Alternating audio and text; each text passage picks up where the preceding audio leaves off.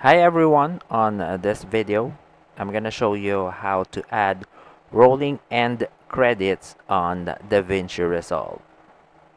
So if you're already done with your editing and you wanna add a rolling end screen or rolling end screen credit on your video to mention all the people, all the person that you wanna credit for making your video, here's what you need to do.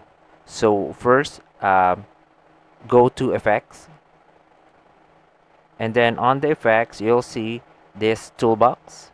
Go to titles, and then go to scroll.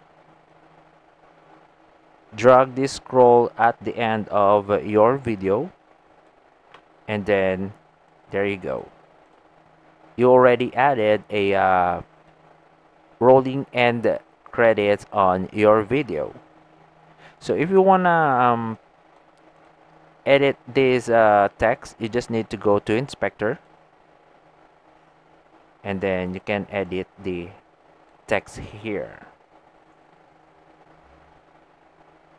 And there you have it. You already have your rolling end credits. And that's all for this video. Thank you for watching.